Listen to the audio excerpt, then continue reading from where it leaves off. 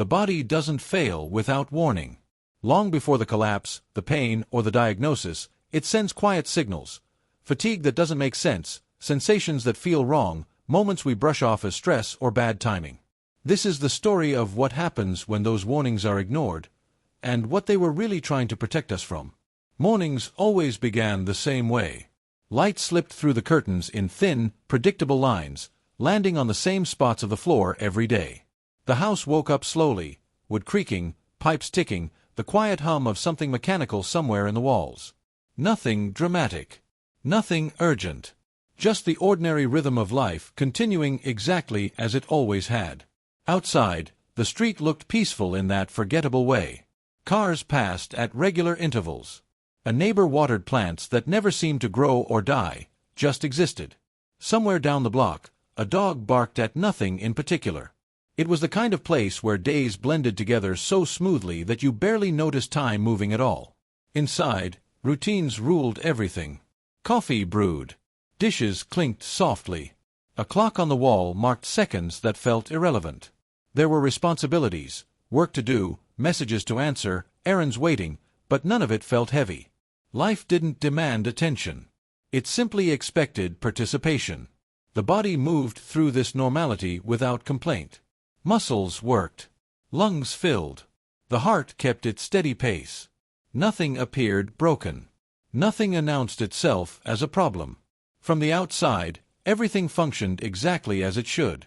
People often mistook this calm for proof that everything was fine. Conversations stayed shallow. Weather. Traffic. Small frustrations that dissolved as quickly as they appeared. Laughter came easily, even if it didn't always linger. There was comfort in predictability, in knowing what the next hour would look like, in believing tomorrow would feel just like today. And yet, beneath that smooth surface, there were moments so subtle they barely registered.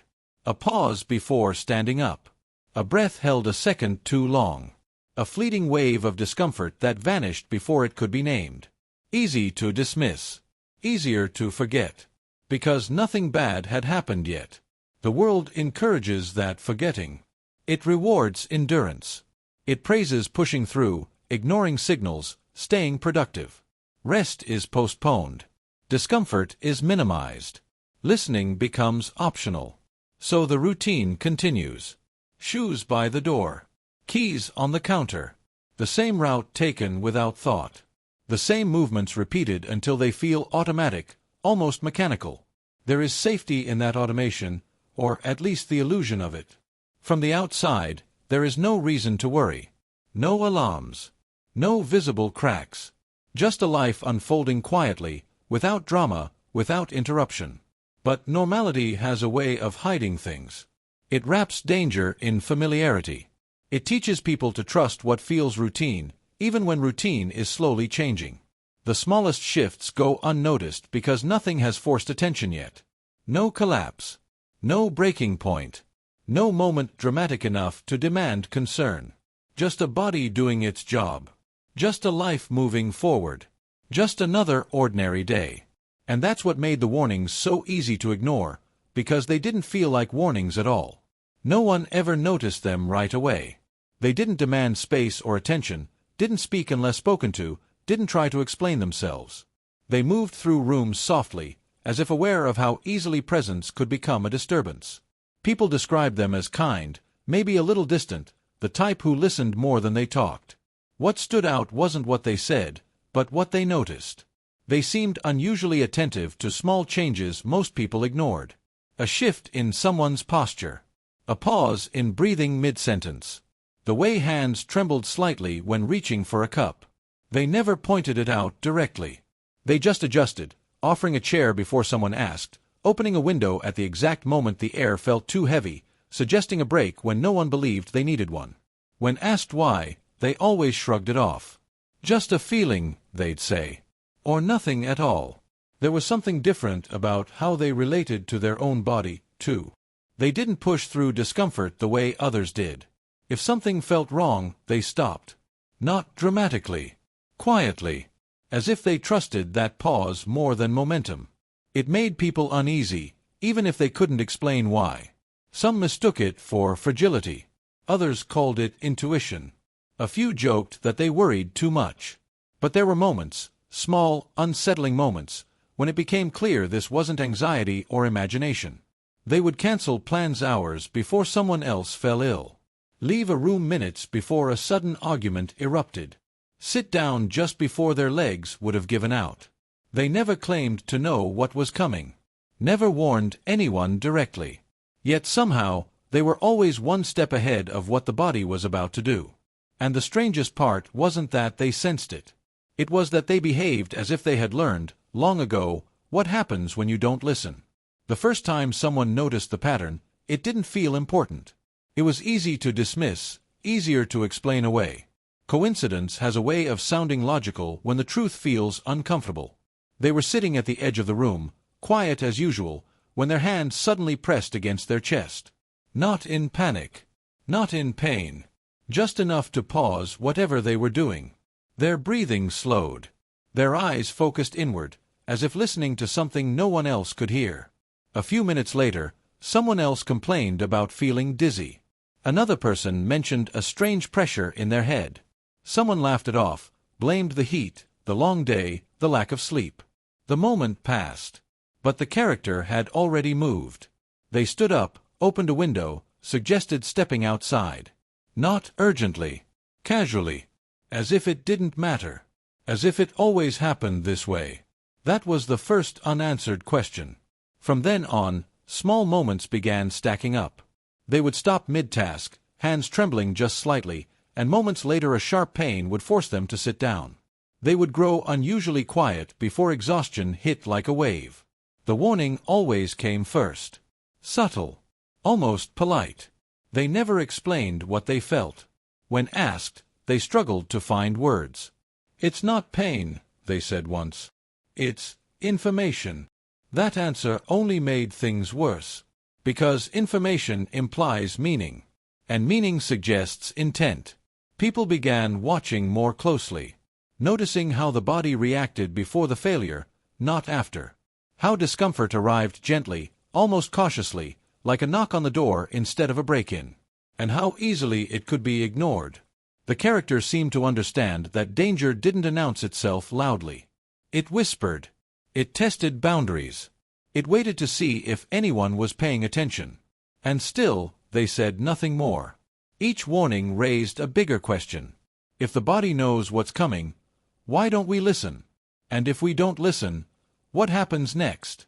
The answers weren't given yet. But the pattern was forming. The warnings didn't stop. They evolved. What once felt like gentle signals began arriving with more insistence.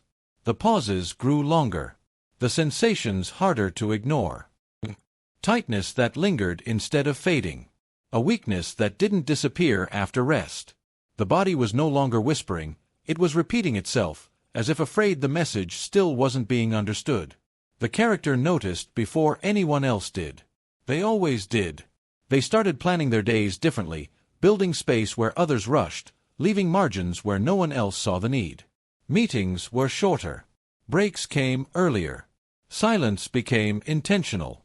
People joked about it at first, called it overthinking, said they worried too much about nothing. But nothing began to change shape. There were moments when the body faltered publicly. Hands dropped objects without warning. Legs refused to cooperate for a second too long. Breath caught unexpectedly, sharp and shallow, as if something invisible had tightened its grip. Each time, there was a signal beforehand, subtle but present.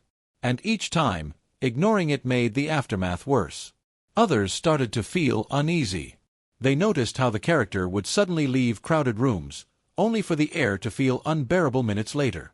How they would sit down just before a wave of exhaustion hit hard enough to embarrass someone else. It stopped feeling like coincidence. It started feeling like foresight. Still, the character never claimed authority over it. Never said, "This will happen." They simply acted, quietly responding to the body's language as if it were something they had learned to translate through pain. The strangeness deepened when the warnings stopped being personal. The character began reacting to signals that didn't seem to belong to them. A sharp inhale when someone else pushed too far. A wince when another person laughed off discomfort. As if their body recognized danger in others before the others did. That unsettled people the most. Because if the body could sense failure coming, not just its own, but someone else's, then ignoring those signals wasn't just personal neglect. It was collective. The tension built in the silence. Everyone felt it, even if they didn't say it out loud. Something was approaching. Not dramatically. Not suddenly. Gradually. The body had warned them before. It was warning them again. And this time, the consequences of not listening were starting to show. The moment it finally happened, everyone agreed on the same thing.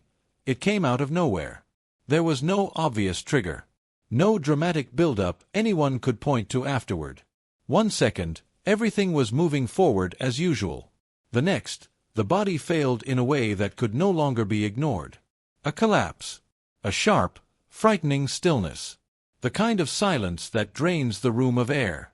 Panic filled the space where denial had lived. Only later did the details resurface, the pauses, the discomfort, the warnings that had been laughed off or minimized. The signals were there. They always had been. But they hadn't sounded like danger. They sounded like inconvenience. The characters stood apart from the chaos, their face pale, hands clenched tightly at their sides. This time, they hadn't left early. They hadn't intervened. Whatever had been coming, they had felt it, and for the first time, they hadn't acted fast enough. That was the threat. Not the failure itself, but the realization that ignoring the body's language had consequences that couldn't be undone. The room felt heavier with guilt than fear. People replayed moments in their minds, wondering which warning had been the last safe exit. The characters' silence deepened. It was no longer gentle. It was weighted with something closer to grief. When someone finally asked why they hadn't said anything, why they hadn't warned them more clearly, the answer came slowly. Because the body doesn't scream first, they said. It asks. That single sentence shifted everything. The danger was no longer abstract. It wasn't about illness or collapse alone.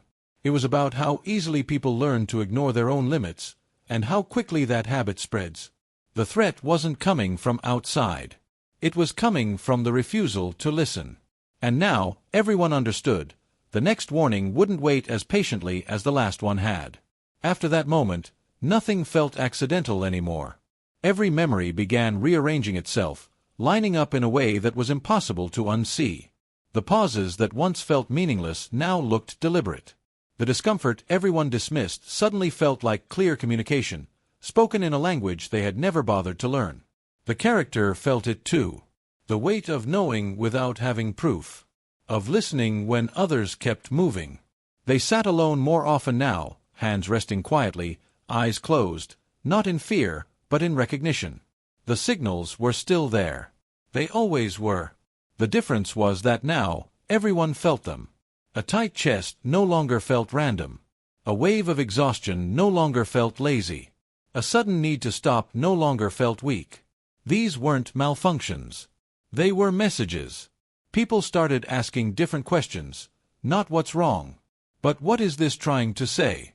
They slowed down. They noticed patterns. How pushing through always came with a cost. How ignoring the first warning made the second one harsher. The character finally spoke more, though still carefully. Not explanations. Stories. Moments from the past where listening had prevented something worse. Where stopping early had been mistaken for giving up, when it was actually survival. That was when the truth began to take shape. The body wasn't betraying them. It was protecting them. Every warning was an attempt to reduce damage. To create distance between strain and collapse. Pain wasn't punishment, it was negotiation. Fatigue wasn't failure, it was a boundary. The realization hit hardest when they understood something else. The body doesn't warn forever. There is a limit to how many times it asks before it acts. The character had learned that the hard way, long before anyone else noticed. And now, standing at the edge of that understanding, everyone felt the same quiet fear. Not of what the body might do next, but of how long they had spent refusing to listen. The truth, when it finally surfaced, wasn't dramatic. It didn't arrive with a single moment of clarity or a shocking discovery. It settled in slowly, like something that had always been there, waiting to be acknowledged. The body had never been warning them of failure. It had been warning them of harm. Every sensation, every pause, every unexplained discomfort was an attempt to prevent something worse. The body was not predicting collapse, it was actively trying to avoid it. Long before damage became visible, it was negotiating quietly, asking for less strain, more care, a different pace. The character understood this because they had learned it through loss. Years earlier, they had ignored those same signals. The exhaustion that never lifted. The pain that came and went just often enough to be dismissed. The moments when stopping felt inconvenient, even embarrassing. They had believed what everyone else believed, that pushing through was strength. Until the body stopped asking. The failure that followed wasn't sudden. It was the result of every ignored warning stacked on top of another. And in the aftermath, the realization had been devastating. Nothing had come out of nowhere. The body had tried to protect them at every step. That was why they listened now. That was why they paused. Adjusted, left early, rested without apology. They weren't fragile. They were fluent. They had learned the body's language when it was still soft enough to be misunderstood. The revelation reframed everything. Pain was not the enemy. Discomfort was not weakness. Signals were not obstacles. They were acts of care. The body doesn't warn because it is failing. It warns because it wants to keep going. And the tragedy was never that the warnings existed, it was that no one had been taught how to hear them. After that, the world didn't change overnight. Routines didn't disappear. Responsibilities didn't soften. Life kept moving, just as it always had. But something fundamental had shifted in how people moved within it. Silence was no longer empty. Pauses were no longer wasted time. When the body asked for rest, it was answered. When discomfort appeared, it was examined instead of dismissed. Stopping early was no longer seen as quitting, it was recognized as choosing to continue, just in a way that wouldn't destroy what mattered most. The character remained quiet, as always. They didn't become a guide or a voice of authority. They didn't need to. Their presence alone carried the lesson. A life lived with attention. With respect for limits that existed for a reason. Some people listened sooner than others. Some still pushed too far. Not every warning could be caught in time. But even that became part of the understanding. The body doesn't offer control. It offers communication. And communication requires response. The final truth settled gently, without fear. The body was never an enemy to be conquered. It was a partner, one that spoke in sensations instead of words, in discomfort instead of commands. It didn't demand perfection. It asked for awareness. That was the meaning behind every warning. Not a threat of failure, but an invitation to care. In the end, the most powerful act wasn't endurance. It was listening. Because the body doesn't warn before it fails to scare us. It warns because it wants us to stay. And once you learn that language, you never hear pain the same way again.